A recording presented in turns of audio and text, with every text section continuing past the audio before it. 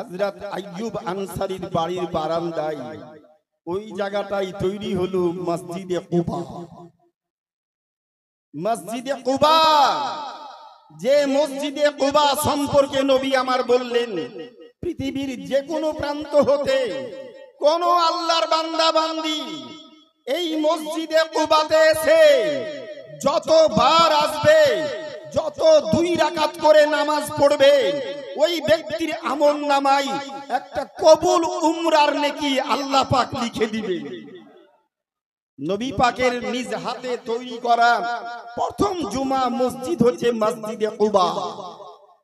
2 মাস নামাজ পড়লেন। 2 মাস 2 দিন পর ওখান থেকে নবী যাত্রাপথ অতিক্রম করে গেলেন বানু সুলাইম গোত্রে। সেখানে একটা মসজিদ তৈরি করলেন, মসজিদে বানু সুলাইম। ওখানে নবী আমার 4 মাস জুমার নামাজ পড়লেন। 2 আর 4 6 মাস পর নবী পাক যেখানে আরাম করছেন বর্তমানে মসজিদে নববী, নবী পাক বলেছেন বাইতি ওয়া মিম্বারি ফাওয়া রিয়াজুল জান্নাহ, আমার ঘর আর এই মিম্বারের মধ্যবর্তী টোটাল জায়গাটা হচ্ছে জান্নাতের অংশ, জান্নাতের অংশ। মান সাল্লা রাকাতাইনে ফি মাকামে রিয়াজুল জান্নাহ, যেই ব্যক্তি 2 রাকাত রিয়াজুল জান্নাতে এসে নামাজ পড়লো, ওই ব্যক্তির ফা গুফিরা লাহু মা তাকাদ্দামা মিন যামবিকা ওয়া মা তাখার। নবী আমার বলেছেন ওই ব্যক্তির পূর্বের এবং পরের সব গুনাহকে আল্লাহ ক্ষমা করে দিবেন। আমার যেই জায়গাতে আমি রাসূল বাড়িতে থেকেছি আর যেই জায়গাতে দাঁড়িয়ে নামাজ পড়েছি, ওই জায়গাতে কোন আল্লাহর বান্দা এসে যদি 2 রাকাত নফল নামাজ পড়ে নেয়, ওই ব্যক্তির পূর্বে এবং পরের সব গুনাহকে আল্লাহ মাফ করে দিবেন। নারায়ে তাকবীর, নারায়ে রিসালাত, নারায়ে হায়দারি, নারায়ে হায়দারি, ঈদ মিলাদুন নবী। বান্দা গুনাহ করতে ভালোবাসে, এটা বান্দার অভ্যাস। আর স্রষ্টার আদর্শ হচ্ছে বান্দার গুনাহকে মাফ করা। বান্দার অভ্যাস গুনাহ করতে ভালোবাসা, বেশি বেশি করে গুনাহ করব, এটা আনন্দ খুশিতে গুনাহ করে বান্দা। আল্লাহর চরিত্র কি? বান্দা যত গুনাহ করবে, বান্দা যেমন গুনাহ করতে ভালোবাসে, আমি স্রষ্টা আল্লাহ বান্দার গুনাহকে মাফ করতে বেশি ভালোবাসি। শর্ত হচ্ছে বান্দা যদি আমার দিকে 1 কদম এগিয়ে আসে, আমি রহমতের নজরে আল্লাহ বান্দার দিকে 10 কদম এগিয়ে যাই। আর একবার মুহাব্বতে বলি সুবহানাল্লাহ। খুব মূল্যবান গুরুত্বপূর্ণ বক্তব্য হবে। আমি টু দি পয়েন্ট বক্তব্য রাখি। আমার বক্তব্যের মধ্যে একেবারে পরিষ্কার শব্দ, কোরআন হাদিস, বিজ্ঞান, দর্শন, ইতিহাস, ভূগোলের সাদৃশ্যতা বজায় রেখে আমি আলোচনা করি। খুব স্বল্প সময়ের আলোচনা, দীর্ঘমেয়াদী বক্তব্য রাখবো না। একটা সময়কাল গিয়েছে আমার, আমি কম করে 25 বছর ধরে কন্টিনিউ প্রত্যেকটা জালসার মঞ্চে 3 ঘন্টা 4 ঘন্টা বক্তব্য রেখেছি। দাঁড়িয়ে বসে বক্তব্য কোনো মঞ্চেই রাখিনি। আল্লাহর কাছে আরজ করেছিলাম, আল্লাহর কাছে আবেদন করেছিলাম। কে বলে আল্লাহ বান্দার দুয়াকে কবুল করেন না? আমি আলমগীর হোসেন বললি, বান্দার প্রত্যেক দুয়াকে আল্লাহ কবুল করেন, কিন্তু চাবার মতো চাইতে হবে। অবশ্যই আল্লাহ বান্দার চাওয়া পাওয়া কবুল করবেন। আল্লাহ বলেছেন বাদউনি আস্তাজিবু লাকুম, বান্দা তোমরা আমার কাছে চাও, আমার নিকটে প্রার্থনা করো, আমার কাছে প্রেয়ার করো, আমি তোমাদের প্রত্যেকের প্রার্থনা দুয়াকে কবুল করি আমি আল্লাহ।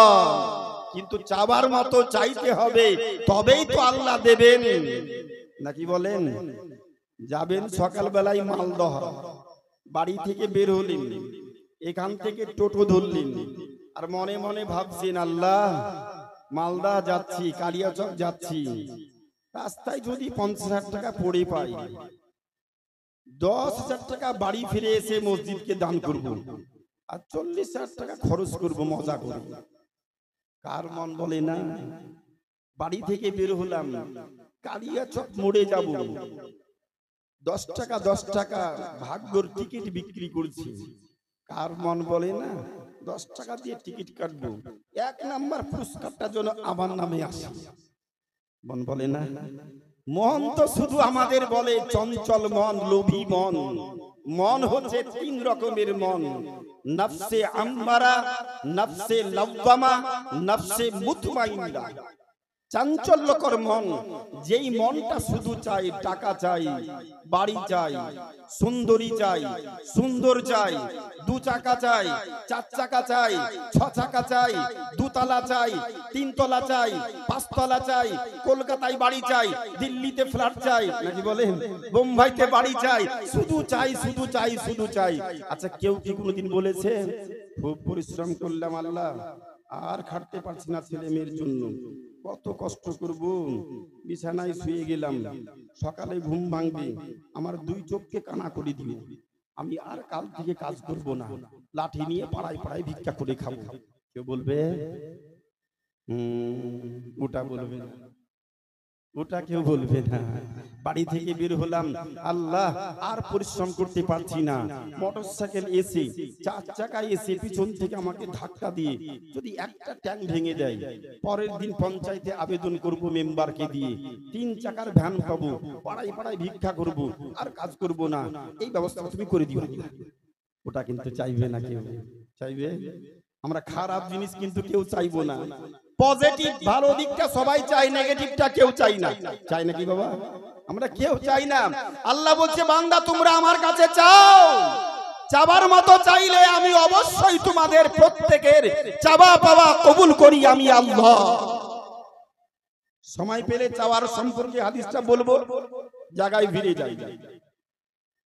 মনে বড় ইচ্ছা ছিল, আশা ছিল, আল্লাহর কাছে আরজ করেছিলাম, আল্লাহ দিন মজুর ঘরের ছেলে, বাবা হচ্ছে দিন মজুর করা লোক, পরিশ্রম করে বাবা মাদ্রাসায় ভর্তি করিয়েছিলেন পাগল বলে, ছোট অবস্থায় পাগল ছিলাম, মাদ্রাসায় ভর্তি করেছিলেন, বাপ মায়ের দোয়া, পীর মুর্শিদের শুভ দৃষ্টি, নিজের আপনার সংক্ষিপ্ত পরিশ্রমে জেনারেলে আপনার আরবিকে এবং মাদ্রাসা পড়াশোনা করে জেনারেলে মাধ্যমিক, উচ্চ মাধ্যমিক, BA, MA, BEd degree complete করে আজকে জিরো থেকে এত সম্মানে ভূষিত করেছো আল্লাহ।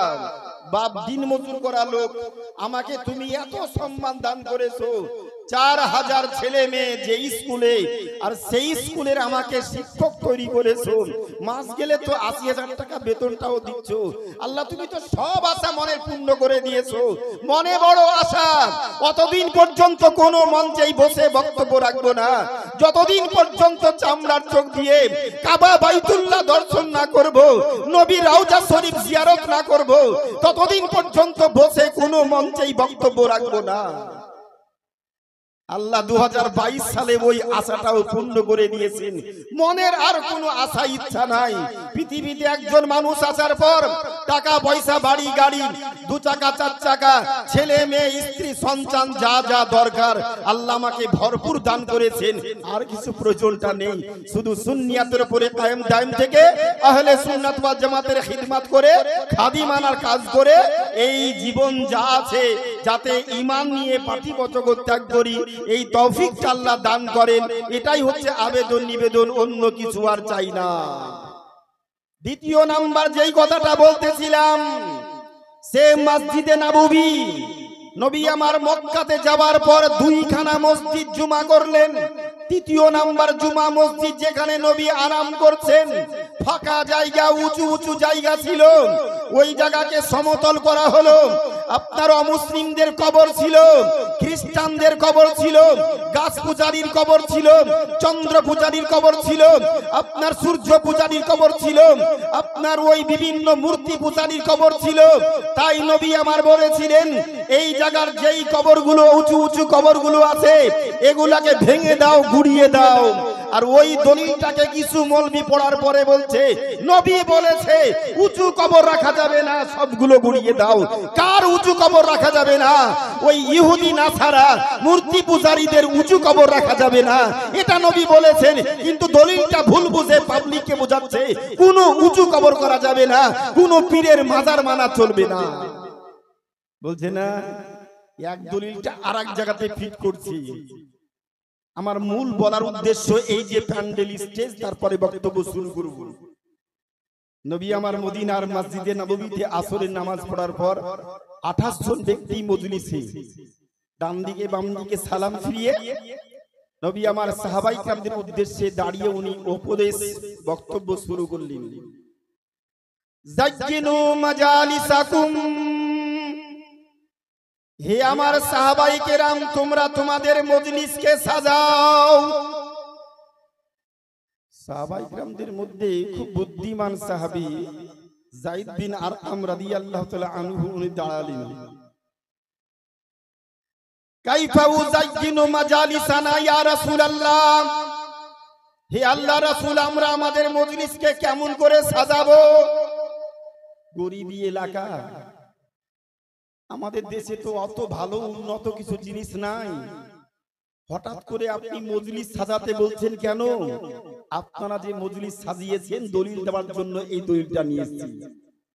নবী পাক বললেন, জাজ্জিনু মাজালিসাকুম, তোমাদের মজলিসকে সাজাও।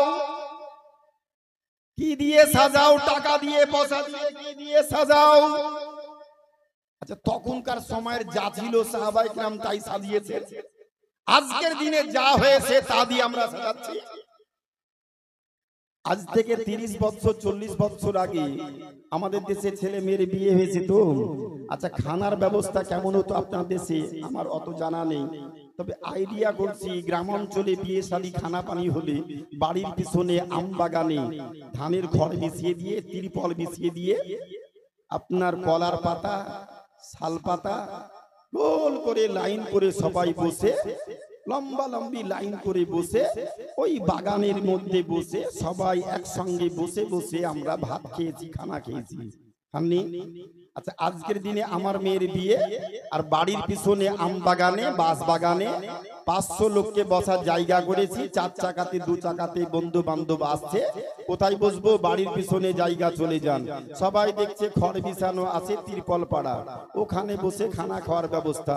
আচ্ছা, খানা কেউ খাবে তো? খাবে না। 40 বছর আগে খেয়েছে, আজ খাবে না কেন? জি, তখন খেয়েছে, আজ খাবে না কেন? তখন পেটে ক্ষুধাও ছিল বেশি, আর পেটে ছিল ক্ষুধা, খাবারেরও চলে চরম অভাব। মানুষ জায়গা কেউ দেখেনি, যেখানে বসতে দিয়েছে গোয়াল ঘরে, গরু রাখার ঘরের পাশে, ওখানেও খেয়ে নিয়েছে তৃপ্তি সহকারে। ঠিক বলছি না? তাই ব্যবস্থা ছিল না আপনার দেশে? আমার দেশে তো ছিল ওটা। তখন খেয়েছে, আজ পরিবর্তন ঘটেছে। খানা ছোট হোক বড় হোক, আগেই হ্যালো করে 4 টেবিল নিয়ে আসা হচ্ছে, নাকি বলেন? বাবুর্চি ক্যাডারার নিয়ে আসা হচ্ছে, ওদের দিয়ে 4 টেবিলে অল্প কিছু বসে খাবার খাবে। ওই বাড়ির পিছনে আম বাগানে ত্রিপল বিছিয়ে দিয়ে আর কিন্তু কেউ খানা খাবে না। সময়ের পরিবর্তন হয়েছে। নবী আমার বললেন, তোমরা তোমাদের মজলিসকে সাজাও। সাহাবায়ে কেরাম বললেন, কেমন করে সাজাবো? নবী আমার বললেন, জাজ্জিনু মাজালিসাকুম বিসসালাতি আলাইয়া, তোমরা তোমাদের মজলিসকে সাজাও আমার প্রতি বেশি বেশি করে দরুদ এবং সালাম পাঠ করে। যেই মজলিসে যত বেশি দরুদ সালাম পাঠ করা হয়, ওই মজলিসে তত বেশি আল্লাহর রহমত বর্ষণ হয়। হাদিস চলে আসি, দুটো হাদিস পড়ে বক্তব্য এগিয়ে যাব। নবী আমার বলেছেন, মান সাল্লা আলাইয়া সালাতান ওয়াহিদা ফাসাল্লাল্লাহু আলাইহি আশারুর রাহমা, যে ব্যক্তি আমার উপরে একবার দরুদ এবং সালাম পড়লো, ওই ব্যক্তির উপরে আল্লাহ পাক খুশি হয়ে 10 খানা জান্নাতি রহমত বর্ষণ করবেন। একবার জোরে বলি সুবহানাল্লাহ। ওই ব্যক্তির উপরে 10 খানা রহমত বর্ষণ হবে। ওই ব্যক্তির 10 খানা গুনাহকে আল্লাহ ক্ষমা করে দেবেন। ওই ব্যক্তির 10টা সম্মানকে আল্লাহ উঁচু করে দিবেন। হাদিস নাম্বার 2, মান সাল্লা আলাইয়া আশারু মাররাত ফাসাল্লাল্লাহু আলাইহি মিয়াতা আলফির রাহমান ইল্লা রাদাল্লাহু আলাইয়া রূহি ফারাদুস সালাম। রাবাহুল বাইহাকি ওয়া রাহু আবি দারমি ওয়া রাহু আবি দাউদ। 3 খানা বিশুদ্ধ হাদিস থেকে প্রমাণিত।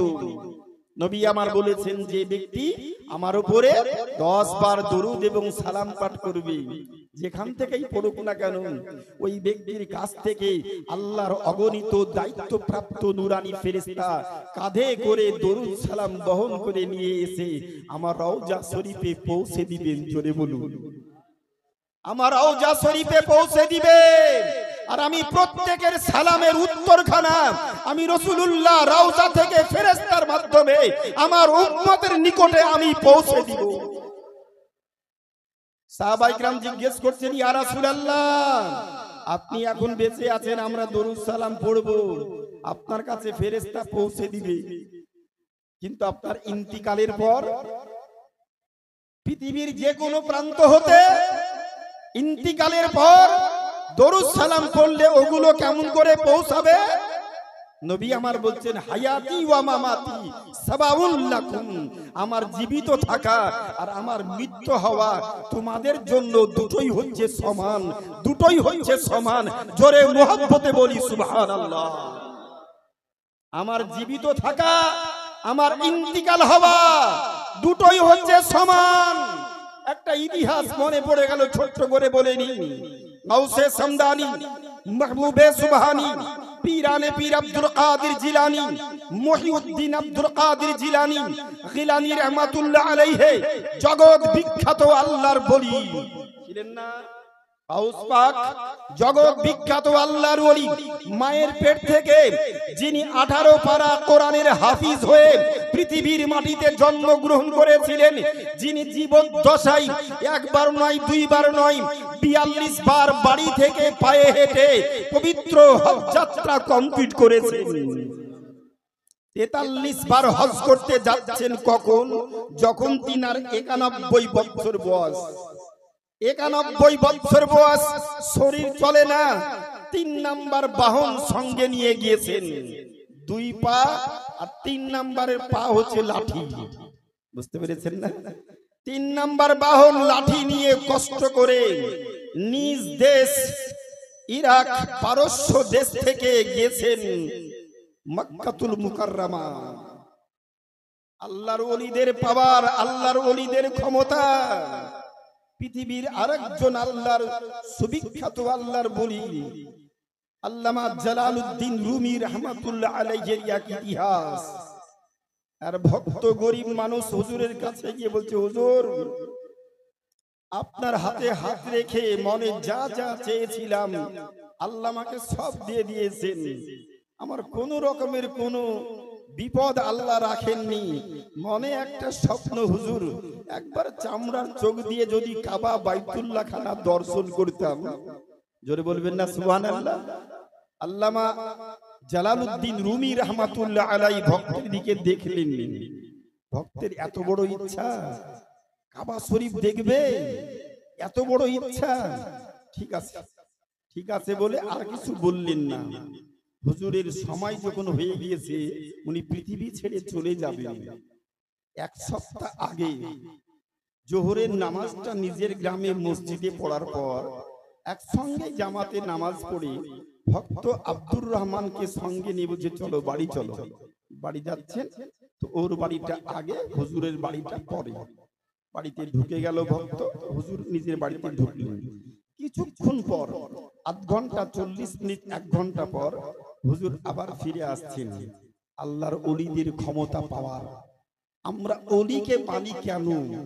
আমরা আউলিয়া কেরামদের পদাঙ্ক অনুসরণ করি কেন? আর আমরা আজকের দিনে জালসা জলুস করব কেন? এতে লাভটা কি হবে?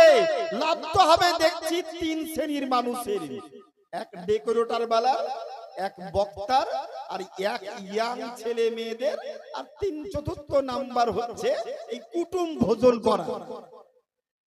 এই গ্রামে আজকে জালসা মনে হয় 10টা গরু জবাই হয়েছে, না বেশি হবে? 10টা গরু খাবার জন্য এই 200টা লোক খেয়ে নিবে, না আরো 2000 লোক আছে গ্রামে? বিহাই তাহই বহনু শালা আরো তো 5000 লোক এসেছে, ওরা জালসাই কই? নাই। খাবার খেয়ে ভালো মন্দ খেয়ে ওখান থেকে হাত মুছে বাড়ি। কোথায় গিয়েছিলি? পরের দিন জিজ্ঞেস করবো, কোথায়? আলীনগর জালসা শুনতে। তাই নাকি? কোন কোন বক্তা ছিল কে জানি? তুই যে জালসা শুনতে গিয়েছিস তো কোন কোন বক্তা ছিল, বক্তব্য শুনিসনি? না না, জালসা করাতে একটা লাভ ভালো হচ্ছে, কুটুম ঝালাইয়ের অনুষ্ঠানটা কিন্তু খুব ভালো হয়। কুটুম ঝালাই বুঝেন তো আপনারা? আমি সহজ বাংলা করে একটু বলে দিলাম, কুটুম ঝালাই, কুটুম ঝালাইয়ের অনুষ্ঠান। কিন্তু না, এই কারণে জালসা নয়। আজকে ইমানি অন্ধকারাচ্ছন্ন পৃথিবী আল্লাহ কেন যুগে যুগে 1,24,000 নবী কেন পাঠিয়েছেন? নবী একটা নবী হলে হতো না, বিশ্ব নবী তো একাই, যাকে তৈরি করার 14,000 বছর পূর্বে আল্লাহ বলছেন গোটা বিশ্ব জগৎকে পাহাড় পর্বত তৈরি করার 14,000 বছর পূর্বে আমি আল্লাহ নিজে গোপন ছিলাম, অতি গোপন ছিলাম। নিজকে প্রকাশ করার জন্য আমার বিশ্ব নবীর নূরখানা তৈরি করলাম। আমার নূর দিয়ে নূর তৈরি করার পর আসমান জমিন চন্দ্র সূর্য গ্রহ নক্ষত্র বিশ্ব ব্রহ্মাণ্ড তৈরি করলাম। আমি আল্লাহ নিজকে প্রকাশ করলাম। একজন নবী তো যথেষ্ট ছিল, 1,24,000 নবী কেন? কেন পাঠালেন? প্রয়োজনটা কি? যুগে যুগে মানুষ পরিবর্তন হবে, কলুষিত হবে, অন্ধকারে আচ্ছন্ন হবে।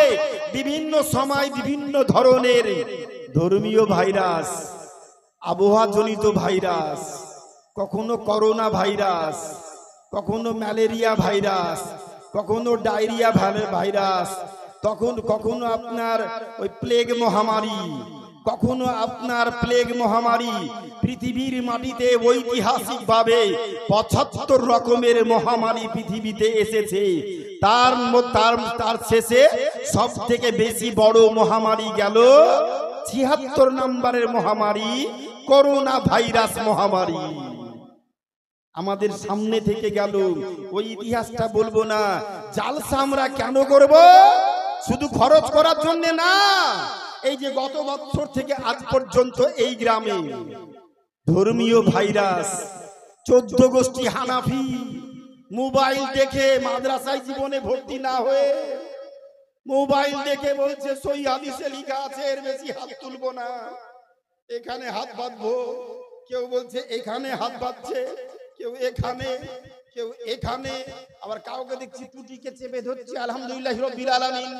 কাবা শরীফে গিয়ে দেখলাম একজন লোককে দেখলাম কোমর থেকে হাত তুললো, দৌড়তে দৌড়তে মসজিদে গেল, এই হাতখানকে এর বেশি উঠালো না, এই মাপ।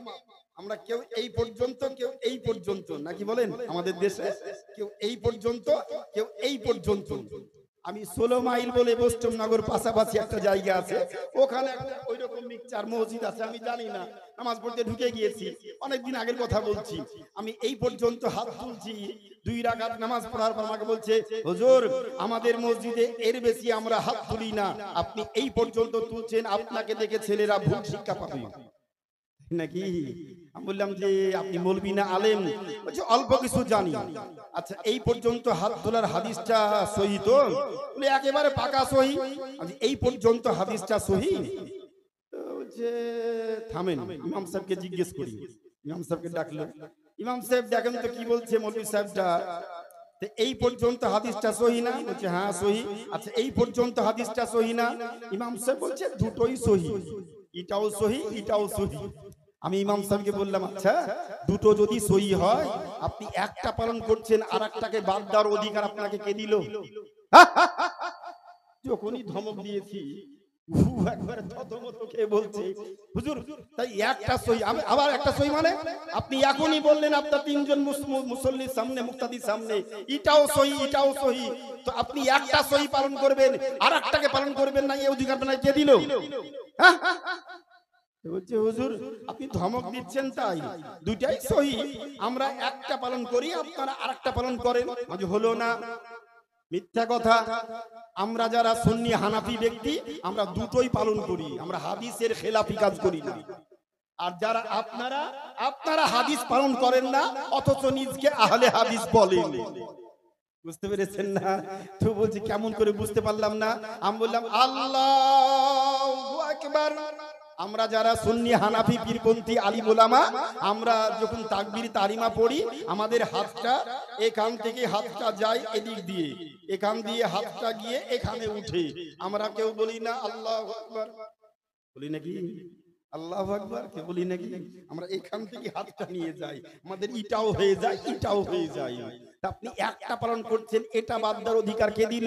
ইলা রাফায়ে শাহমাতে উজনাইহে, ইলা শাহমাতে উজনাইহে, কানের লৌ পর্যন্ত হাত তুলতে হবে সহি হাদিসে 22 খানা হাদিস আছে এর উপরে।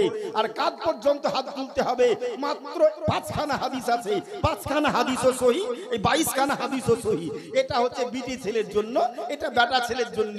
এই টুকটা পড়েননি আপনারা, জোরে বলুন সুবহানাল্লাহ। ও কোনো কথা না বলে আপনি যেমন যাই করেন, তবে আর এরপর আমাদের মসজিদে নামাজ পড়তে আসেন না। আমি ঠিক আছে আসবো না, ও জানেন আমার বাড়ি, আমার দরকারও নাই তোমার মসজিদে নামাজ পড়তে আসে নাকি বলেন। কিন্তু আমার দলিল আমি ঠিক দিয়ে বেরিয়ে চলে আসলাম। দেখছি পরবর্তীতে জালসা শুনতে গিয়েছে ওই কেবিএস মাদ্রাসা, ও জালসা শুনতে গিয়েছে, ঘরে আমাকে ডেকে বলছে হুজুর আপনি আমাদের মসজিদে আসরের নামাজ পড়লেন না? যে হ্যাঁ। খুব ভালো মানুষ। আমি কে বললাম আপনাকে আমি ভালো মানুষ? আপনি আমাকে চেনেন? আমি কত যে জিলাপির মতো সোজা, আপনি আমাকে চিনেন না? বলছেন না না আপনি ভালো মানুষ, আপনি আমার ঘুম ভাঙিয়েছেন হুজুর, আমার ঘুম ভাঙিয়েছেন। কেমন ঘুম ভাঙিয়েছেন? বলে আপনি ঘুম ভাঙিয়েছেন আর বলবো না, আপনি কিন্তু দারুণ কথা বলেছেন, ওটা কিন্তু ভালো আমি খেয়াল করিনি।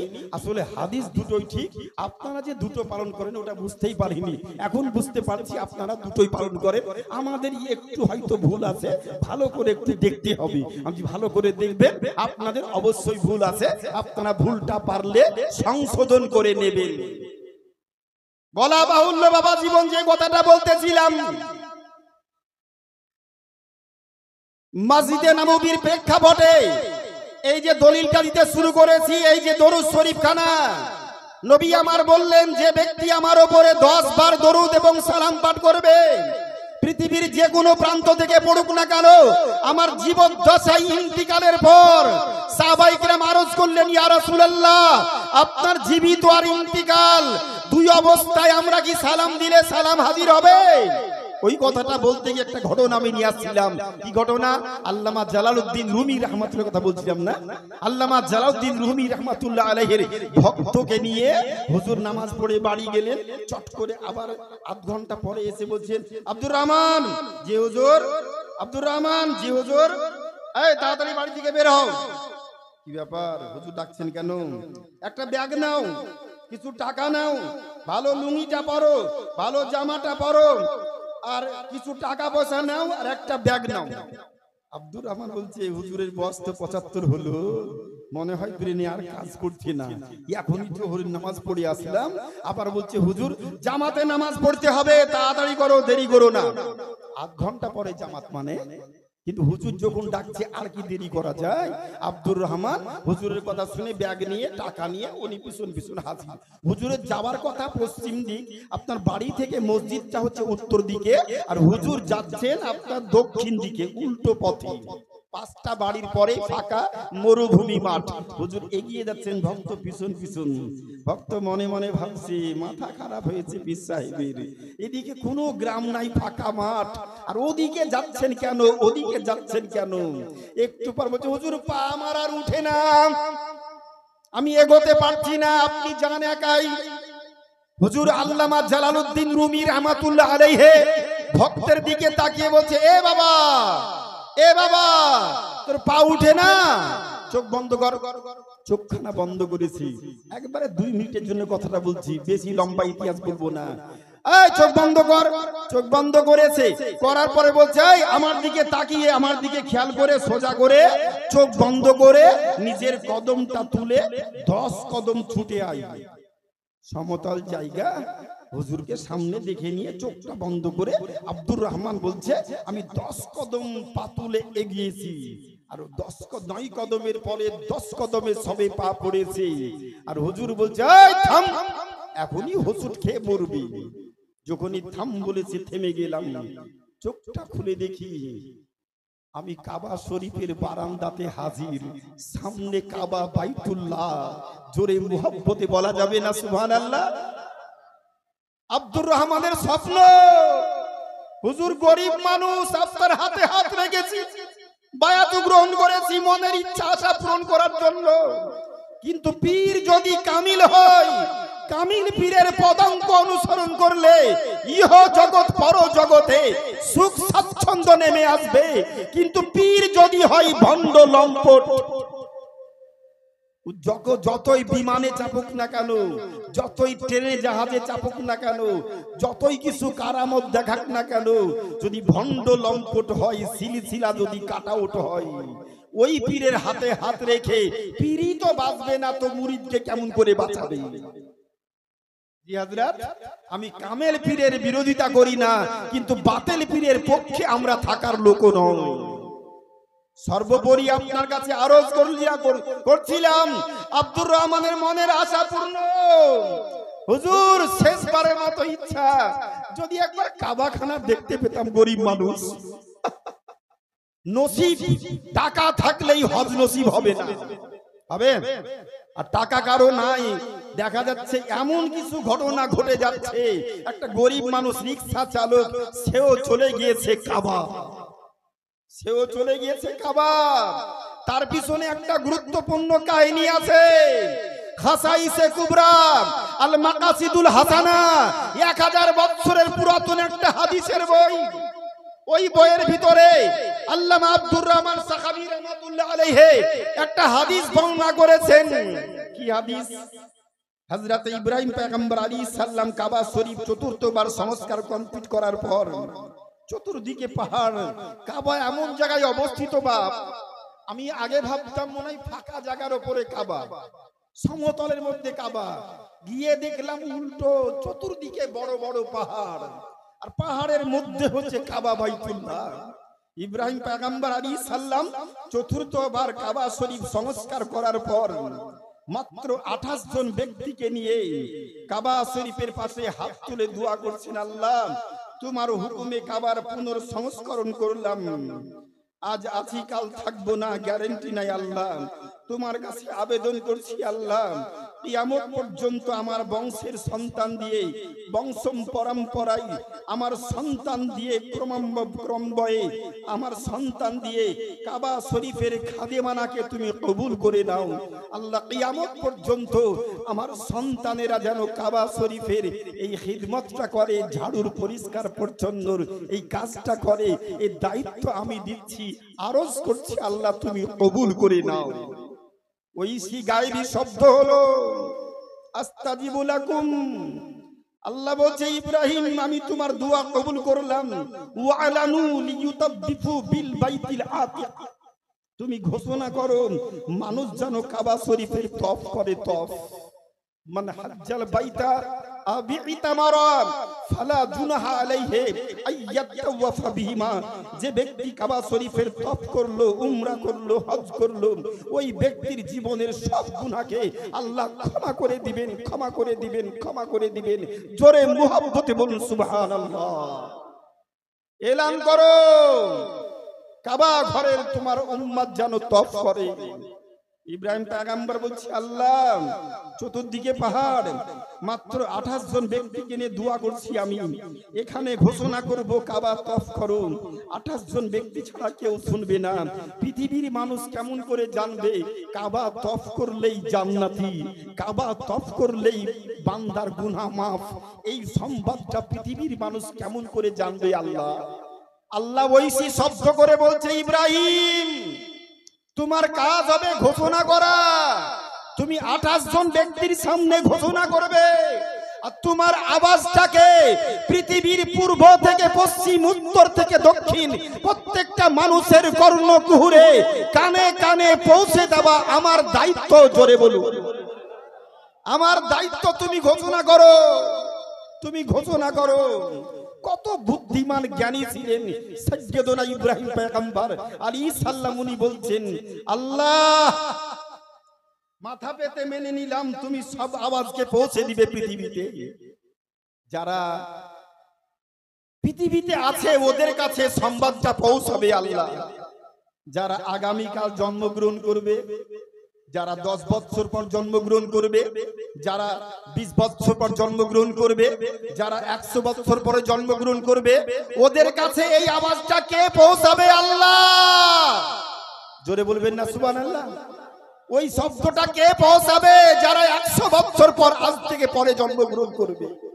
আল্লাহ বলছে ইব্রাহিম তুমি এলান করো, যারা পৃথিবীতে আছে তাদের নিকটে তোমার আওয়াজটা আমি পৌঁছে দিব আল্লাহ।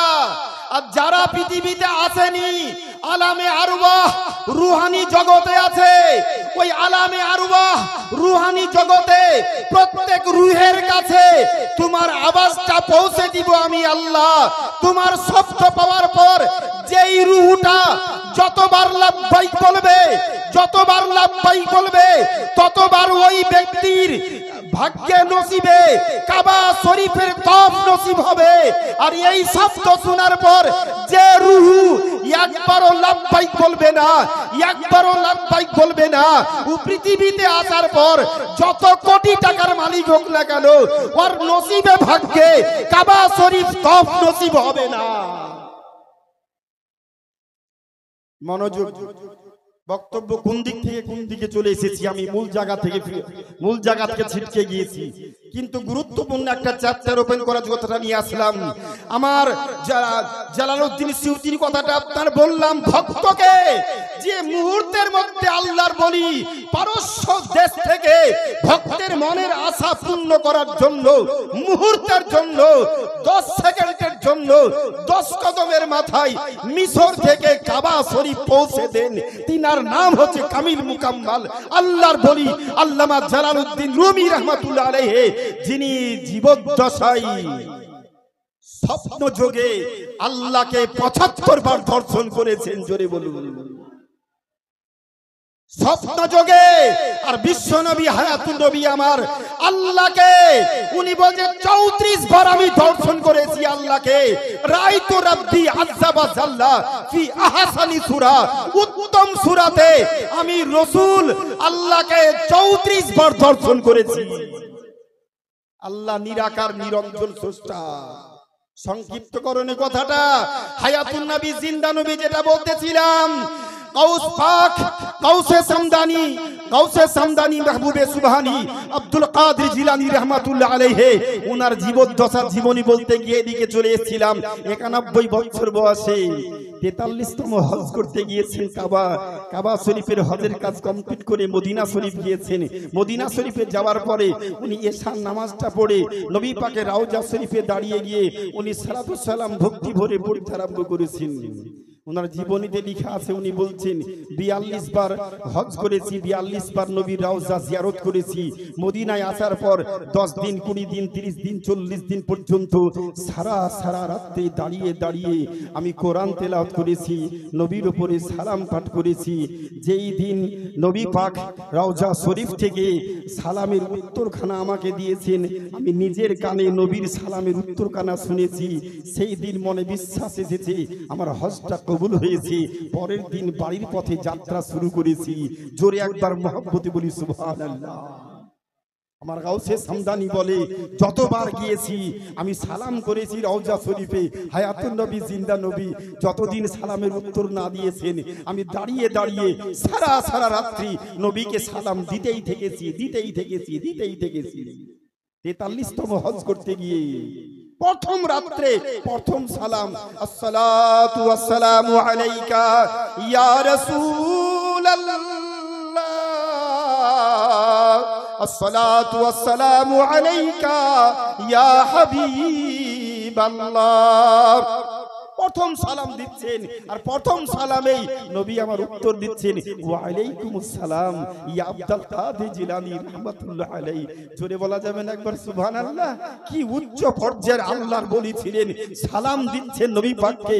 হায়াতুন নবী রওজা শরীফ থেকে সালামের উত্তরখানা দিচ্ছেন। আমার গাউসে সামদানি একবার হচ্চকিয়ে আঁতকে উঠে বলছে, আল্লাহ বুঝে নিয়েছি আমি আর পৃথিবীতে থাকবো না, অল্প সময়ের মধ্যে পৃথিবী আমাকে ছেড়ে দিতে হবে। যেহেতু এর আগে অসুস্থ অবস্থায় সুস্থ অবস্থায় এসেছি মদিনায়, 10 দিন 20 দিন 30 দিন 40 দিন থাকার পরে সালামের উত্তর পেয়েছি। আজকে প্রথম দিনই সালামের উত্তর, দৃঢ় বিশ্বাস আমি আর বেশিক্ষণ থাকবো না, অল্প সময় আমাকে পৃথিবী থেকে বিদায় নিতে হবে। এটাই হচ্ছে তার সংকেত। ইয়া রাসূলুল্লাহ, ইয়া হাবিবাল্লাহ, পাগলের আবেদন, পাগলের নিবেদন, ইয়া রাসূলুল্লাহ, বুঝে নিয়েছি আমি আর পৃথিবীতে থাকবো না, অল্প সময় পৃথিবী থেকে বিদায় নিব। কিন্তু পাগলের আবেদন, ইয়া রাসূলুল্লাহ, স্বপ্ন যোগে হাজারো বার দেখেছি আপনাকে, একবার চামড়ার চোখ দিয়ে আপনার নুরানি চেহারাখানা আমি আব্দুল কাদের একবার দেখতে চাই শেষবারের মতো। যখন বুঝে নিয়েছি আমি আর থাকবো না, অল্প সময় পৃথিবী ছাড়বো, তো পাগল আবেদন করছি, ইয়া রাসূলুল্লাহ, একবার নুরানি চেহারাখানা একবার শেষবারের মতো আমাকে দেখিয়ে দিন, আমি আর কোনো আবেদন রাখবো না, আর কোনো আবেদন করব না। গাউস নবী পাক রওজা শরীফ থেকে নবী আমার বলছেন, আব্দুল কাদের এই আবেদনটা করো না, এই আবেদনটা করলে আমি রাসূল যদি রওজা থেকে বেরিয়ে যাই এখনই কিয়ামত নেমে আসবে, পৃথিবী ধ্বংস হয়ে যাবে, এই আবেদনটা করো না। আমি হায়াতুন নবী, জিন্দা নবী, কিন্তু সবার চামড়া চোখের আড়ালে, খবরদার এই আবেদনটা করো না। কিন্তু কতক্ষণ নাছর বান্দা পাগলের মতো আবেদন করছে, নিঝুম রাত্রি, আকাশ মেঘাচ্ছন্ন, রিমঝিম আকারে বৃষ্টি। গাউস পাক বলে, ডান দিকে বাম দিকে সামনে পিছনে দেখলাম লোকজন কেউ নাই, আমি একাই। আর তখনও পর্যন্ত নবী রওজা শরীফ ছিল খেজুর পাতার ছাউনি, আর চতুর্দিকে খেজুর পাতা দিয়ে ঘিরা। এত সুন্দর জয়ন, এত সুন্দর সোনার মদিনা, এত সুন্দর সোনার মুড়ানো এই রওজা শরীফ তখনও ছিল না, তখনও ছিল না, তখনও ছিল না। আবেদন করতেই ছিলাম, কতক্ষণ ফজরের সময় খুব নিকটে, হঠাৎ করে চোখ মেলে দেখলাম নবী যেন বলতেছেন, ও আব্দুল কাদের দেরি করো না, এই দেখো হাতখানা বাড়িয়ে দিয়েছি, তুমি চামড়ার চোখ দিয়ে আমার হাতখানা একবার স্পর্শ করো, চোখে দেখে নাও, একবার চুম্বনটা দিয়ে দাও, মনের শেষ আশা পূর্ণ করে নাও, এই দেখো হাত বাড়িয়েছি। গাউস পাক বলে, নবী পাকের নুরানি হস্তখানা দেখা মাত্র ঝাঁপিয়ে পড়লাম, আর চুম্বন করার পরে অচেতন হয়ে পড়লাম। যখন জ্ঞানটা ফিরলো তখন দেখি বাদশা নুরউদ্দিন রাহমাতুল্লাহ আলাইহি ফজরের নামাজে উনি প্রথম রাকাত শেষ করে দ্বিতীয় রাকাত জামাতে ওয়াতিনি বাযাইতুনি বতুরি সিনিন এই সূরাখানা উনি পাঠ করতেছিলেন। জোরে বলা যাবে না একবার মহব্বতে সুবহানাল্লাহ? আমি একবারে সংক্ষিপ্তকরণে যে কথা বলার জন্য কথাটা আমি উঠিয়েছি, শুরুতেই বক্তব্য শেষ মনে হয়ে যাচ্ছে না, আমাকে অনেক কিছু কথা বলতে হবে। সূচনার মধ্যেই বক্তব্য অনেকটা আমি এগিয়ে চলে এসেছি, একটু লাইন চ্যুত করে আমি এগিয়ে এসেছি, কিন্তু একটা মুহাব্বাতান বিভিন্ন দিক নির্দেশনাকে সামনে রেখে আলোচনা কিন্তু এগোচ্ছে।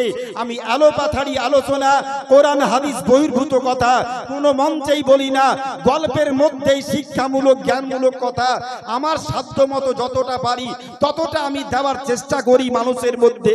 আমি ব্যক্তিগতভাবে ব্যবসায়িক ব্যক্তি নই যে নিজকে প্রচার প্রসারের জন্য এখানে আসি নাই। আপনি মন চাইলে ডাকবেন, মন না চাইলে ডাকবেন না। আমি ব্যবসায়িক নই, আপনাকে ডাকতেই হবে। আমি খুব সুন্দর বলবো তবেই ডাকবে না, সুন্দর আমার দায়িত্ব না, ভালো খারাপ আমার না। আল্লাহ যেমন করে বলে নিবেন তেমন করে বলবে বক্তাগণ। নিজের মতো করে কোনো বক্তা কোনো মঞ্চে কেউ বলতে পারে না। সংক্ষিপ্তকরণে বক্তব্যের সূচনার মধ্যে আমি শুরু করেছিলাম, আল্লাহ নবী বলেছেন, জাজ্জিনু মাজালিসাকুম, তোমরা তোমাদের মজলিসকে সাজাও। আমরা এই মজলিসের সৌন্দর্যায়ন এই আলীনগর হাজীনগর গ্রামবাসী যে করেছে, এই দলিল থেকে প্রমাণিত হয় 1500 বছর পূর্বে নবী সাজাতে বলেছেন, আমরাও আজকে সাজিয়েছি। যত টাকা খরচ করে প্যান্ডেল করে জালসা করুন না কারো, ওই দলিলেই প্যান্ডেল করে জালসা করা যাই। নবী পাক বলেছেন, বেশি বেশি দরুদ সালাম পাঠ করো। একবার মুহাব্বতে এই সবার সৌন্দর্যায়ন নবীর হাদিসকে সামনে রেখে মুহাব্বতে দরুদ শরীফ পড়ি, তারপরে বক্তব্য এগিয়ে করি, সূচনা করি। আল্লাহুম্মা سيدنا مولانا محمد وعلى آل سيدنا مولانا محمد صلى الله عليه وسلم। লাকাল হামদু ইয়া আল্লাহ, প্রশংসা মাত্র আল্লাহর, যিনি একমাত্র স্রষ্টা, নিরাকার, নিরঞ্জন। লাইসা কামিসলিহি শাইউন। আল্লাহ পাক বলেছেন কারো মতো আল্লাহ স্রষ্টা, আমরা সৃষ্টি, স্রষ্টা কোন সৃষ্টির মতো নন। সেই মহান স্রষ্টার চরম পরম প্রশংসা করো তো এই মজলিসে যারা অবস্থান করছেন আল্লাহর বান্দা বান্দি। ওই আল্লাহ, যে আল্লাহ এক অদ্বিতীয় অক্ষয় অব্যয় অনাদি অনন্ত নিরাকার নিরঞ্জন মহান স্রষ্টার প্রশংসা করে মুহাব্বতে সকলে একবার বলি আলহামদুলিল্লাহ। অতঃপর বিশ্বের শান্তির দূত, সাম্যবাদ ধর্মের প্রতিষ্ঠাতা, গণতান্ত্রিক ধর্মের প্রবর্তক, বিশ্বগুরু, জগৎগুরু, মানব জাতির কল্যাণ কারক, রহমতের ভান্ডার, বিশ্বগুরু, মরুর উদার চেতা, ভবিষ্যৎ বক্তা, আলিমে মাকানা ওয়ামা ইয়াকুনের খবরদাতা, যে নবী জন্ম সূত্রে পৃথিবীর শিক্ষক, মক্কায় না পড়ে, মদিনায় না পড়ে, তুরস্কে, ব্রিটেনে, ভারতে, পাকিস্তানে, পৃথিবীতে এসে কোনোদিন কারো নিকটে না পড়ে নবী আমার পবিত্র জবানে ১৫০০ বছর পূর্বে ঘোষণা দিলেন, আনা বুইসতু ফিহি মুআল্লিমা, আমি পৃথিবীর মাটিতে আবির্ভূত হয়েছি পয়গম্বর, মানব জাতির শিক্ষক হয়ে। আল্লাহ আমাকে মানব জাতির শিক্ষক করে পৃথিবীর মাটিতে প্রেরণ করেছেন। একবার মুহাব্বতে বলি সুবহানাল্লাহ। নবী আমার কোথাও পড়েননি, আল্লাহও পড়াননি, নবীও পড়েননি। আল্লাহ পড়ালেন না কেন? নবী পড়লেন না কেন? আল্লাহ এই কারণে পড়ালেন না, নবী গো, গোটা বিশ্ব জগৎ তৈরি করার ১৪,০০০ বছর পূর্বে আমি আল্লাহ তোমাকে তৈরি করে, আমি আল্লাহ তোমাকে তৈরি করে আমার সামনে রেখে হাজার হাজার বছর ধরে পড়িয়েছি আমি আল্লাহ, পড়েছো তুমি রাসূলুল্লাহ। নবী গো, তোমার স্কুলের নামটা ছিল আরশে মুআল্লা। আচ্ছা, ওই স্কুল থেকে পড়ে আসার পর পৃথিবীতে এসে আর কোনোদিন কোন স্কুলে পড়ার প্রয়োজনটা পড়বে? আজকে যারা এক শ্রেণীর আইরেট মৌলবি, এপার বাংলা ওপার বাংলার কিছু সোশ্যাল মিডিয়ার প্রচারিত কিছু মুখরোচক বক্তার আমদানি ঘটেছে, নবী পাককে নিরক্ষর মূর্খ বলতে জিহ্বাটা একটু হালছে না। নবী কি পড়াশোনা জানতো নাকি? নবী তো একটা নিরক্ষর ছিল, আক্ষরিক জ্ঞান জানতো না। হাদিস পড়োনি, ভালো করে হাদিস পড়ো। নবী পাকের ৪০ বছর বয়স, বুখারী শরীফ প্রথম পৃষ্ঠার হাদিস। এই যে মঞ্চে একজন মুহাদ্দিস দীর্ঘদিন ধরে ইনি হাদিস পড়াচ্ছেন, আমার বন্ধুবর মুর্শিদাবাদ জেলার একজন স্বনামধন্য যোগ্য শিক্ষক হিসাবে ব্যাপক হারে এলাকাতে প্রচার পেয়েছিলেন। বহু ছাত্র মুর্শিদাবাদে বড় বড় মুফতি তৈরি হয়েছে, ইনারি ছাত্র নিজের হাতে তৈরি করা বহু ছাত্র আজ বিভিন্ন মাদ্রাসায় প্রধান শিক্ষকতা কর্মে তারা ব্রত আছে। মুফতি আনোয়ার হোসেন সাহেব, উনি হাদিস মুহাদ্দিস ব্যক্তি, হাদিস পড়া ব্যক্তি। আমি একটা সময় ১০ বছর পাবলিক মাদ্রাসায় পড়িয়েছি, তখন এই চর্চাগুলো সম্পূর্ণ আমার মধ্যে ছিল। সরকারি চাকরিতে আসা আমার ২০ বছর পূর্ণ হলো, আমার টোটালে ৩০ বছর চলছে শিক্ষকতা জীবন। আচ্ছা, ৩০ বছর আমি পড়াচ্ছি, আমাকে দেখতে মনে হচ্ছে কি যে আমার ৩০ বছরের মাস্টার আমি? আমার অনেক ছাত্র চুল দাড়ি সব সাদা হয়ে গেছে, একবারে পরিষ্কার সাদা। আমার পাশাপাশি বসালে মনে হয় ওটা আমার শিক্ষক, ওর আমি ছাত্র। আমি ভুলক্রমে একটা জালসায় গিয়ে, রাত্রি অন্ধকার, কারেন্ট চলে গিয়েছে, তো পানি নিব, ওযু করব। আমার এক ছাত্র বড় জুব্বা গায়ে দিয়ে, চুল দাড়ি সব সাদা। আমি বলি, একটু আপনি সরে যান, আমি একটু পানি নিব। হুজুর, আমি পানিটা দিচ্ছি। আমার না, বয়স্ক মানুষের পানি নেওয়া যাবে না, আমি এখনো ছেলে মানুষ আছি, আমাকে আমার পানিটা নিতে দেন। হুজুর, আমি আপনার ছাত্র, আমি যে আব্দুল ওয়াদুদ, চিনতে পাচ্ছেন না? আরে আব্দুল ওয়াদুদ, তোকে আমি আলিফ বে থেকে ১০ বছর পড়ালাম, আর তুই এইরকম বৃদ্ধ হয়ে গেছি। হুজুর, সবই আল্লাহর দান, আপনাদের দোয়া। বুঝতে পেরেছেন? সংক্ষিপ্তকরণে আমার বক্তব্যের যে সূচনা, আল্লাহর প্রশংসার পরে পরে টু দি পয়েন্ট কিছু কথা বলবো, শিক্ষামূলক জ্ঞানমূলক কথা। নবী আমার কোথায় পড়লেন? আল্লাহ বলছে নবী গো কুন্ত কানজান মাখফিয়া। নবী আমার পবিত্র জবানে বলেছেন একটা মূল্যবান কথা, খেয়াল করবেন আমার দিকে। আজ থেকে 14 নবী পাক পৃথিবীতে আসার 1400 বছর পূর্বে না আদম পয়গম্বরকে তৈরি করারও 1400 বছর পূর্বে নবীর সৃষ্টি কবে, নবীর জন্ম কবে, অনেক ভুই ভোর বাংলা ভাষী লেখক লিখছে 40 বছর বয়সে নবী নবুয়ত লাভ করেছে। কত সুন্দর করে লিখে দিয়েছে, নবুয়ত লাভ করেছে 40 বছর বয়সে। নবী পাককে জিজ্ঞেস করা হলো আপনি কবে থেকে নবী ইয়া রাসূলুল্লাহ, আপনি কবে থেকে নবী? নবী আমার পবিত্র জবানে বলছেন কুন্ত নাবিয়্যাও ওয়া আদামু বাইনা রূহি ওয়া জাসাদি। আমি ওই সময়তে নবী ছিলাম যখন সাইয়্যিদুনা আদম পয়গম্বরের পুতুল তৈরি করা হয়নি। মাটি মাটির জায়গায়, পানি পানির জায়গায়, মাটি পানি একত্রিত করে আদম পয়গম্বরের মাটির পুতুলের স্ট্রাকচার তৈরি করা হয়নি। আমি তখনও নবী ছিলাম। নবীর সৃষ্টি সবার আগে, নবীর আগমন সব শেষে। নবী আমার পবিত্র জবানে একটা হাদিস বলছেন, হাদিসে কুদসি, যে হাদিসের মূল বর্ণনাকারী হন আল্লাহ আর প্রচার প্রসারক হচ্ছেন রাসূলুল্লাহ। মূল বাণী আল্লাহর আর বর্ণনাকারী হচ্ছেন রাসূলুল্লাহ।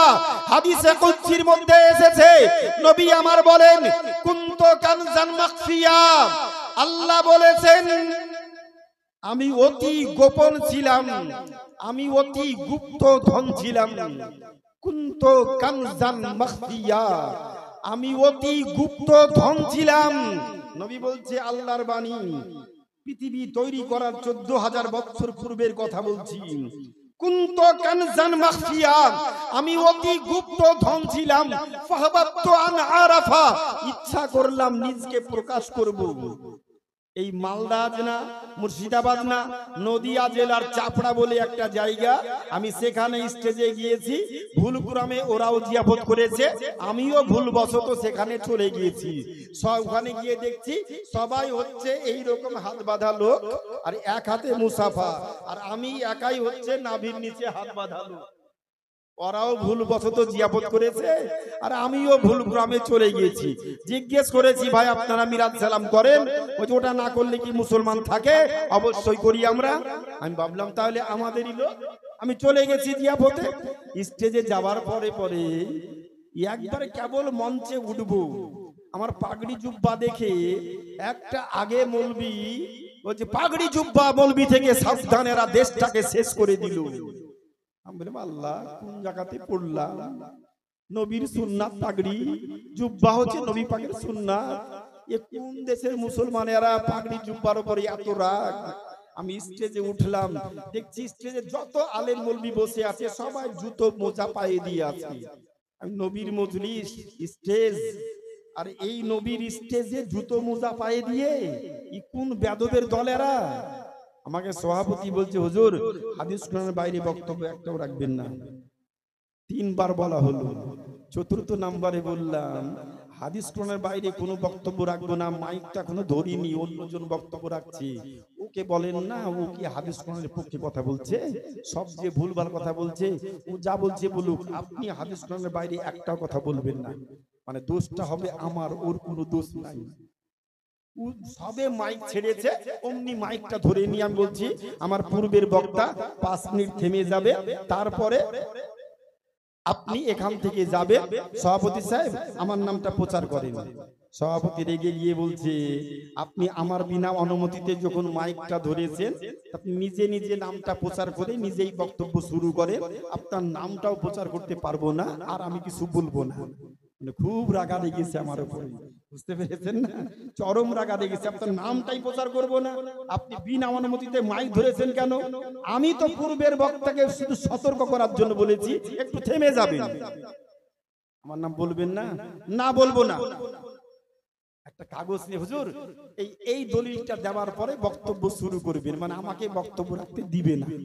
একবারে শক্ত পরিকল্পনা। কি দলিল গো?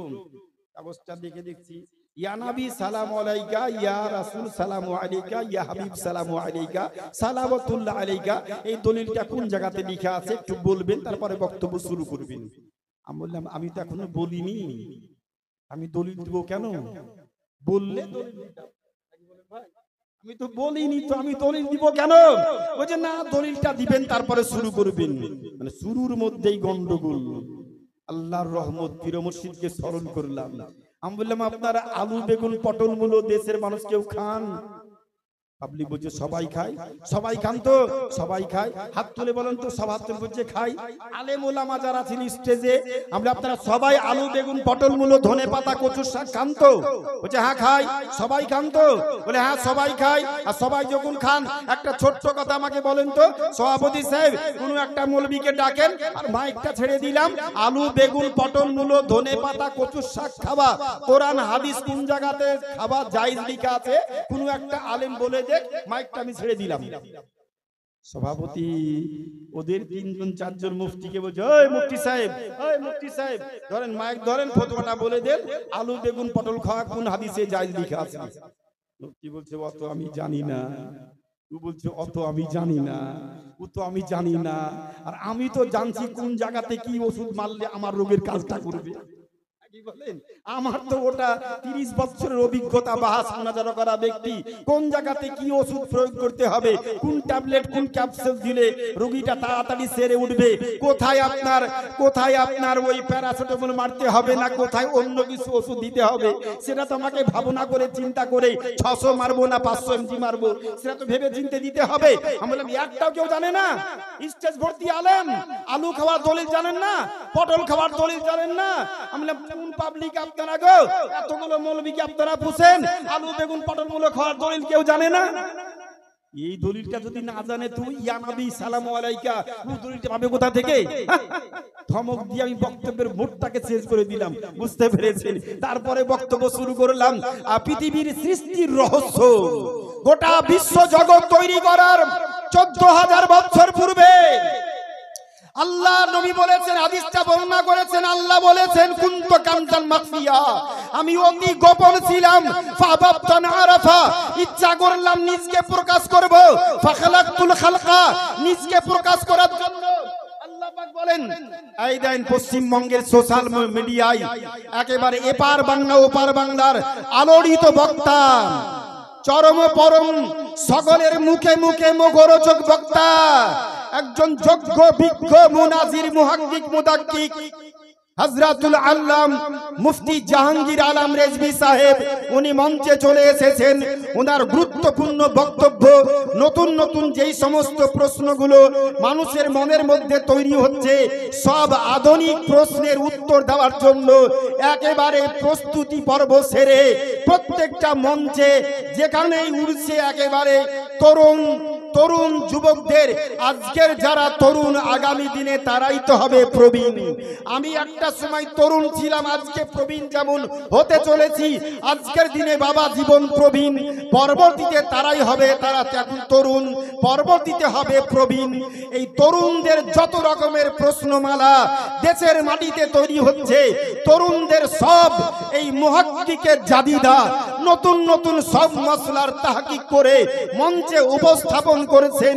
একেবারে এপার বাংলা ওপার বাংলার সুবিখ্যাত সোশ্যাল মিডিয়া খ্যাত আপনার সকলের পরিচিত মুফতি জাহাঙ্গীর আলম রেজভী সাহেব মঞ্চে চলে এসেছেন। তিনার মূল্যবান বক্তব্য মনোযোগ সহকারে আপনাদের শুনতে হবে। তার পূর্বে আমি যেই কথাটা বলতেছিলাম, আর মাত্র 5 থেকে 6 মিনিট।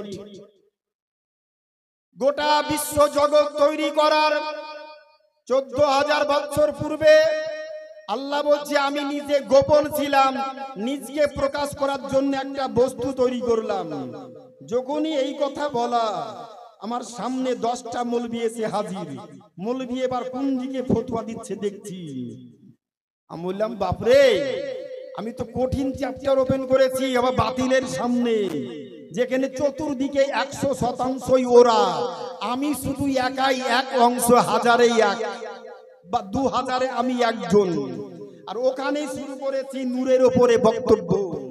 কুনতু কানজান মাখফিয়া ফাহবাবতুন আরাফা খালাকতু সুম্মা খালাকতুল খালকা, আমি একটা বস্তু তৈরি করলাম ফাআরাফা বিহি, আল্লাহ বলছে বস্তু তৈরি করার পর আমি আল্লাহ নিজে প্রকাশিত হলাম। বস্তুটা কি?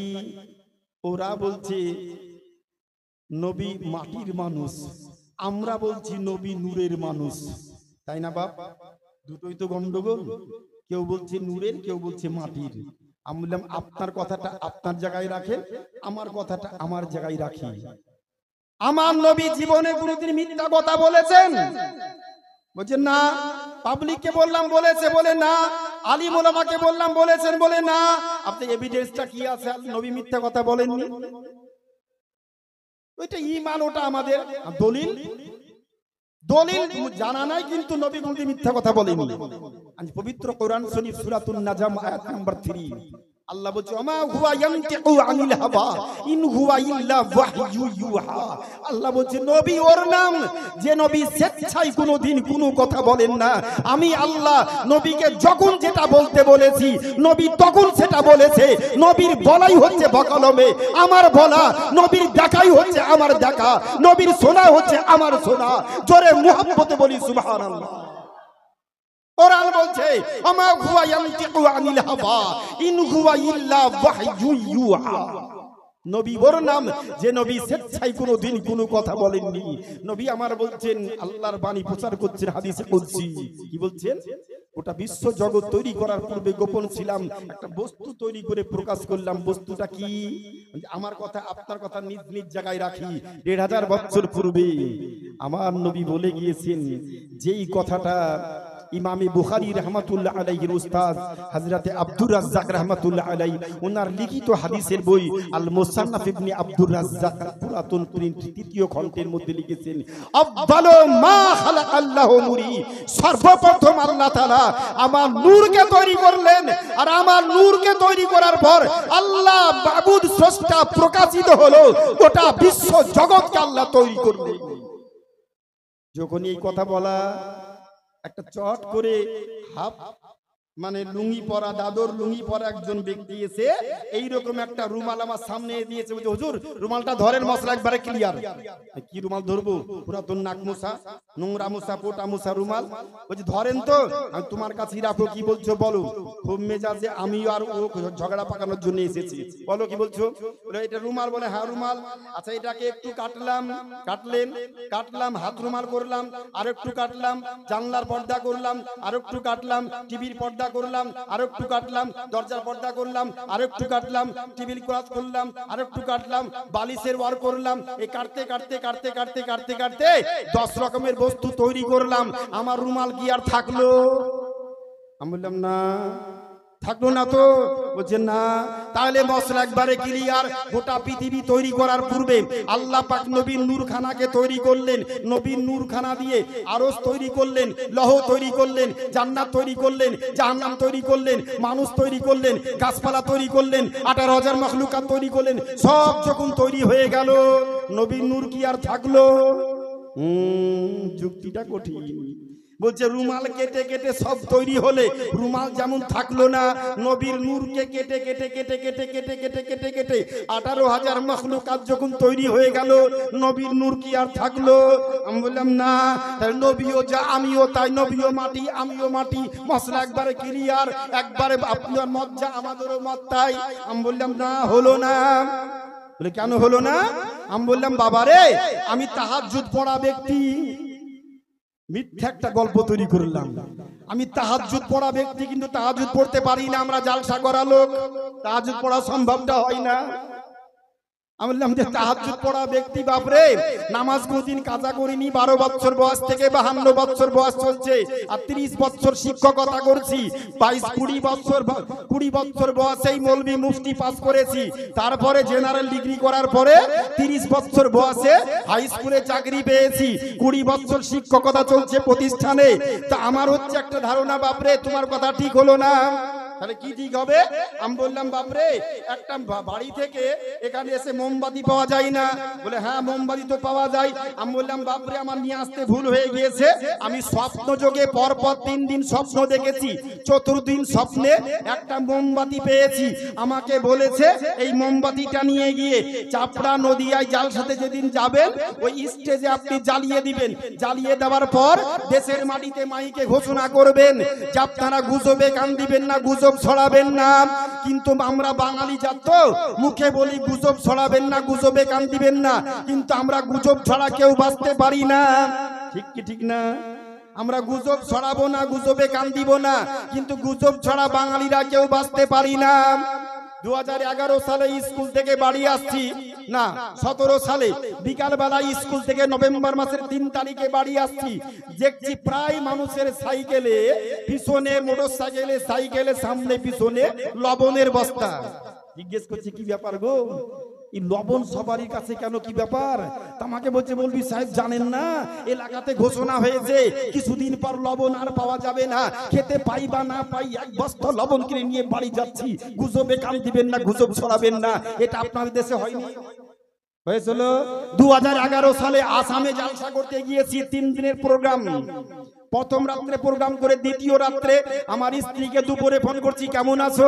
আমার স্ত্রী তুমি তো খুব আরাম করে ভালোই আছো, পরে বাড়িতে খাচ্ছ। আমার দেশে কি হয়েছে জানো? কি হয়েছে গো? আমার দেশে ঘোষণা হয়েছে আর বলে পানি বলে পাওয়া যাবে না। সারা রাত্রি মা ফুপু খালা বাড়িতে যা লোক ছিল, যত ছিল হাড়ি কলস, সারা রাত্রি পানি বয়ে বয়ে শরীর এলে গিয়েছে, গোটা হাড়ি গোটা ঘর ভর্তি করে দিয়েছি পানিতে।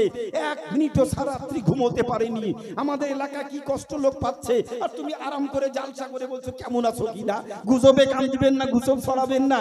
আমার একটা পিসি বুদ্ধি খুব কম, 5 6 8 9 ছেলের মা, কিন্তু বুদ্ধি একটু কম। ছেলেগুলো আবার হাই স্কুলের শিক্ষক, 3টে ছেলে আমার শিক্ষক। বুঝতে পেরেছেন আমার বংশ পরিবারটা খুব উচ্চ শিক্ষিত পরিবার। আমাদের মুফতি সাহেব জানেন আমার বংশ পরিবারে, আমার ফ্যামিলিতে এখন 64 জন আপনার চাকরিজীবী, 4 জন এমবিবিএস ডাক্তার, 2 জন আপনার বিটেক, আপনার একেবারে ফার্স্ট ক্লাস পাস আলিগড় ইউনিভার্সিটির 90 সালে পাস করা ইঞ্জিনিয়ার, তারা ব্রিটেনে আপনার এখন আপনার কর্মরত। আর আমার ফ্যামিলিতে 42 জন হাই স্কুলের শিক্ষক।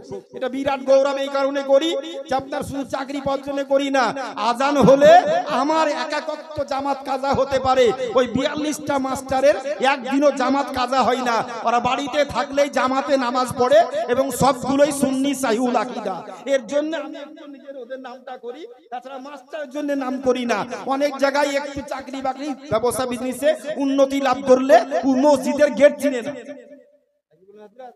মসজিদ থেকে দূরে দূরে যাই, মসজিদের দিকে তাকিয়েও দেখে না। এরকম ব্যক্তি সমাজে অনেক আছে না? অনেক তৈরি হয়নি আমাদের দেশে?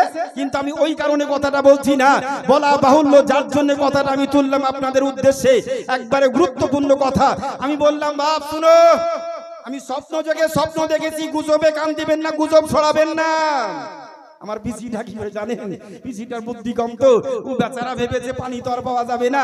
সারা রাত্রি পানি বয়ে বয়ে সবাই যখন ঘুমিয়ে গিয়েছে, মাটির কুঠি বুঝেন আপনারা, ধান গম রাখতো আগে, কুঠি, আমাদের দেশে কুঠি বলে, ওই কি করবে বুদ্ধি নাই তো, সব জায়গায় ভর্তি করেছে। এবার ও রাত্রে মাটি পানি তুলে তুলে ওই মাটির কুঠিতেই ঢেলেছে বেচারা।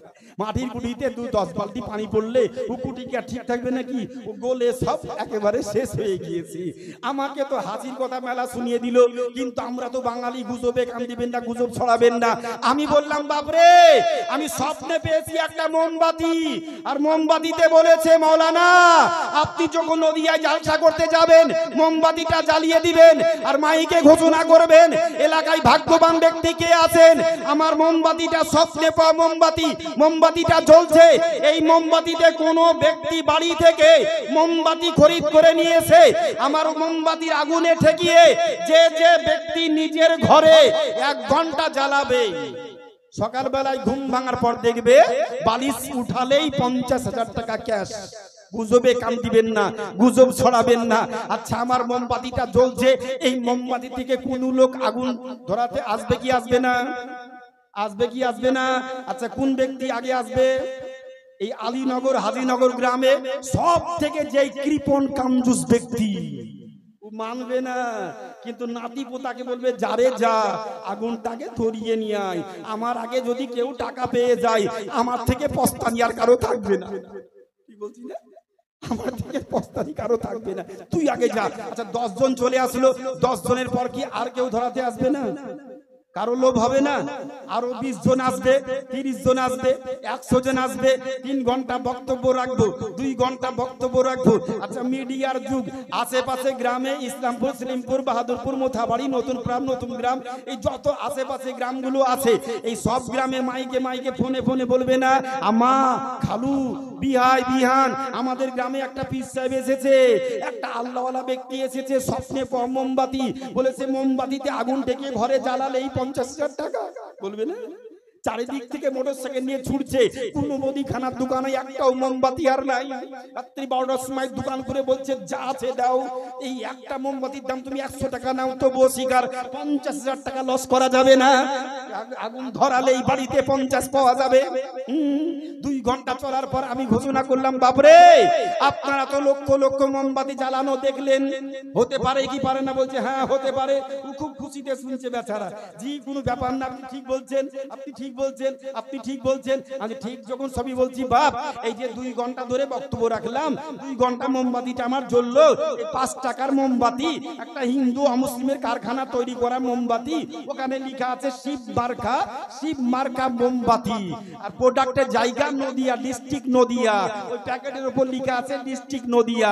একটা অমুসলিমের কারখানার তৈরি করা মোমবাতি, একটা মোমবাতি থেকে 1 লক্ষ মোমবাতি জ্বলে উঠলো আশেপাশে গ্রামে।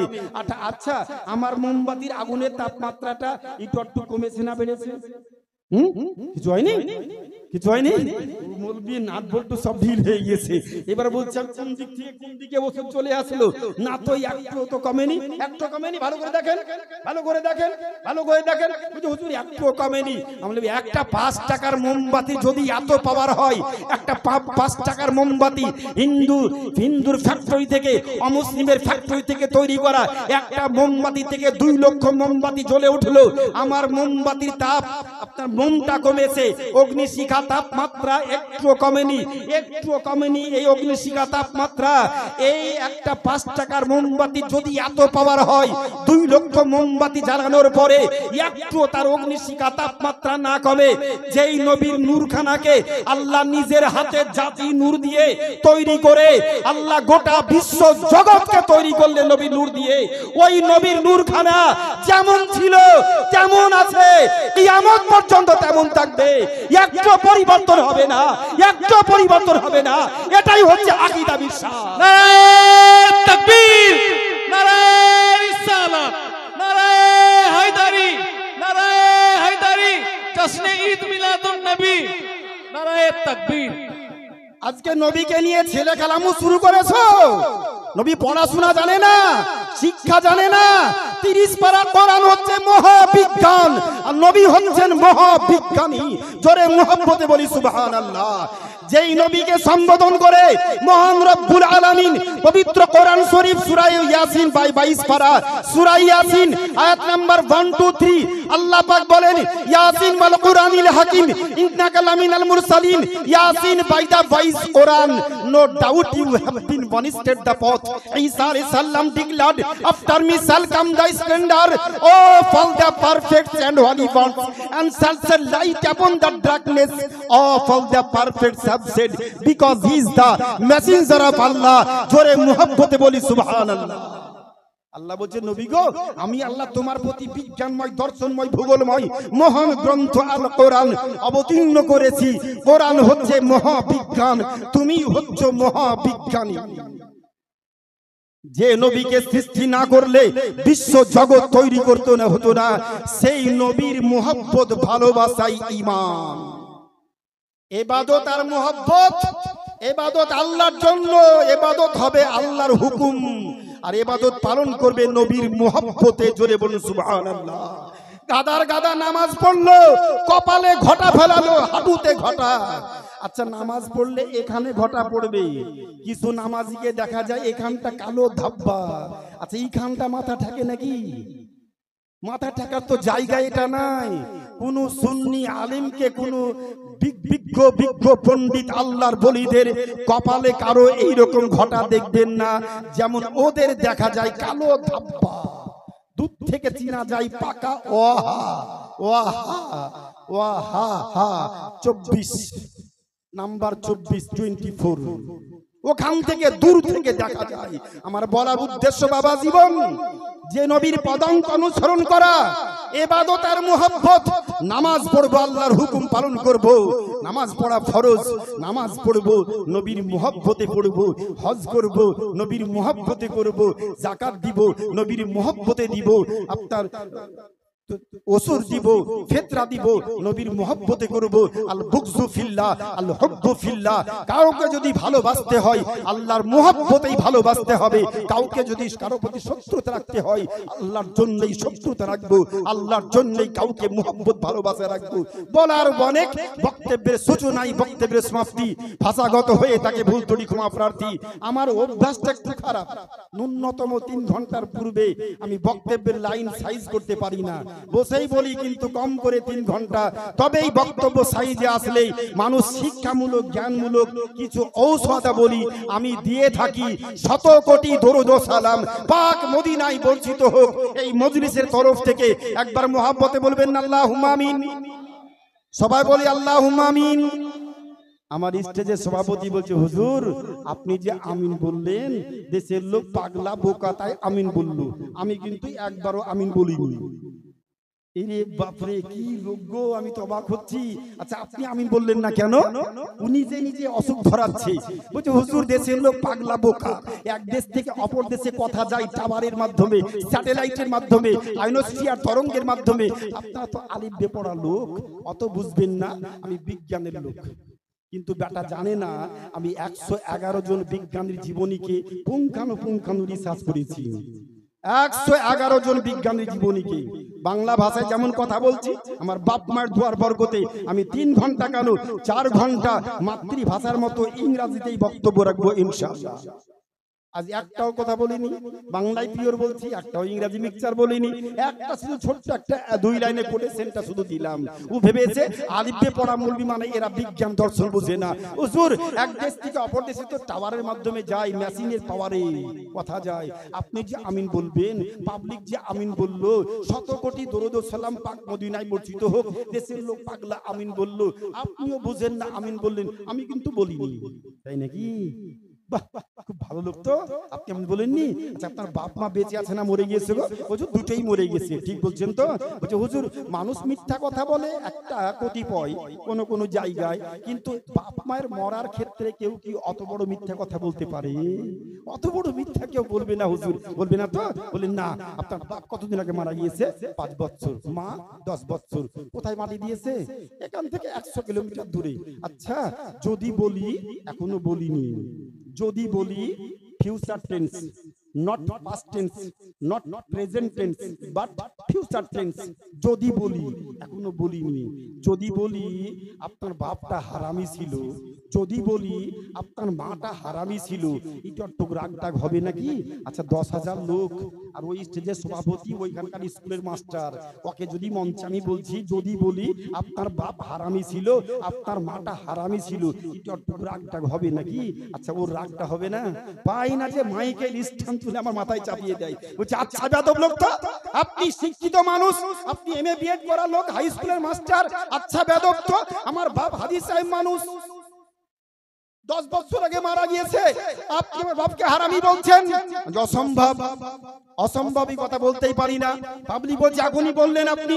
আমি বললাম ভালো করে শুনেন, আমি বলেছিটা কি, যদি বলি আপনার বাপ হারামি ছিল, এখনো বলিনি। যদি বলি আপনার মা হারামি ছিল, এখনো বলিনি।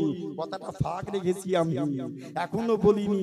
আচ্ছা আমার হারামি কথাটা কোন মেশিন দিয়ে, কোন টাওয়ার দিয়ে আপনার বাপের পচা হাড়ে ধাক্কা খেলো, ওখান থেকে আবার ঘুরে এসে প্রতিধ্বনি খেয়ে আপনার মস্তিষ্ক গরম করে আপনি আমার দিকে এগিয়ে আসছেন?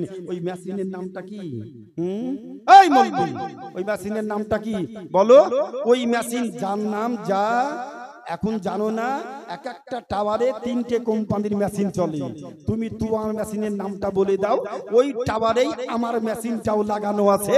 যেই মেশিনের পাওয়ারে এখানে আমিন বললে আমাদের আমিনগুলো মদিনা শরীফে হাজির হয়ে যায়। জোরে বলবেন না সুবহানাল্লাহ।